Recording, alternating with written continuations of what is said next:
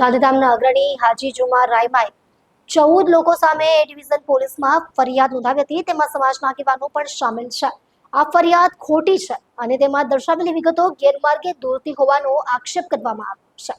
અગાઉ ગાંધીધામ એસપી કચેરી ખાતે સમસ્ત મુસ્લિમ સમાજ દ્વારા આવેદનપત્ર આપી તપાસની માંગ કરવામાં આવી હતી. જે બાદ હવે સોમવારે ભુજ ખાતે રેન્જ આઈજીની કચેરી રજૂઆત કરવામાં આવી હતી. જેમાં જણાવાયું કે સમાજમાં બદનામ કરવાના ઈરાદે ખોટી ફરિયાદો કરવામાં આવી છે અને તટસ્થ તપાસની માંગ કરવામાં આવી છે. રજૂઆતમાં જણાવાયું છે કે જેમની સામે ફરિયાદ કરવામાં આવી છે તે પૈકી કેટલાક સમાજના સખીદાતાઓ છે. ઉત્કર્ષ મેડિકલ ક્ષેત્રે લાખોના દાન આપે છે તેવું કહી ખંડણીની માંગણી કરે છે તેવો સવાલ ઉઠાવવામાં આવ્યો છે.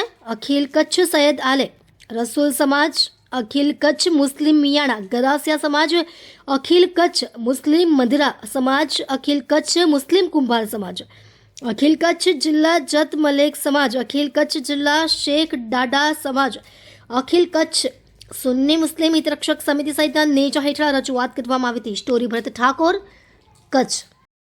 તારીખે અમે આઈજી સાહેબને આવ્યા હતા અને આવેદનપત્ર આપ્યું. હું એક સંદેશ કહેવા માગું છું કે સાચું બોલવું જોઈએ. કોઈ પણ સમાજમાં ક્યાં પણ અન્યાય થતું હોય તો ન્યાય માટે લડવું જોઈએ. એ પણ આપણું છે હોવું જોઈએ અને ન્યાય માટે ક્યાં પણ તંત્રે તમે જાઓ પણ સાચું બોલવું જોઈએ.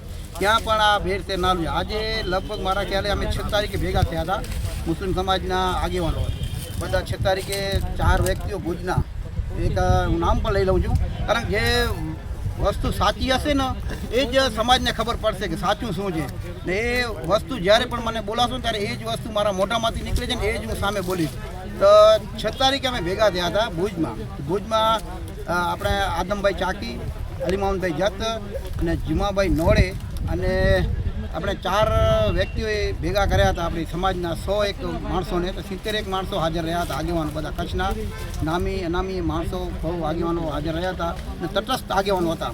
તો એની વચમાં અમારી હાલી કે ભાઈ આજે 1 મહિનાથી આ હાલે છે જે મીડિયામાં સોશિયલ મીડિયામાં જુમાભાઈ અને 2-3 જે લેડીસોમાંથી વ્યક્તિઓમાં જે હાલે છે બબાલ એ બધું પૂરું કરી નાખીએ તો સમાજ એકસાથે રહે એમાં મજા છે અને આ સોશિયલ મીડિયામાં સમાજ આગળ વધે નહીં એના માટે અમે ભેગા થયા હતા. તો બધાના જે અલગ અલગ હતા જે મુદ્દાઓ એના ઉપર છેલ્લો મુદ્દો એ આવ્યો કે આપણે 25 થી 26 જણાની ટીમ બનાવી અને ત્યાંથી જે લોકો સોશિયલ મીડિયા પર બોલ્યા છે એને આપણે ભેગા કરી એ બધું ખતમ કરી નાખ્યું. એના માટે અમે ભેગા થઈ અને 25 જણાની ટીમ બનાવી અને ત્યારે જ અમે હાજી સલીમભાઈ જતને ફોન કર્યો કે ભાઈ તમે હાજર ભુજ આવવાનું થશે. જ્યારે પણ અમે મિટિંગ રાખીએ અને આ બધું પૂરું કરી તો સલીમભાઈ જતે કીધું કે જ્યારે પણ તમે મને બોલાવશો તો હું પહોંચી આવીશ.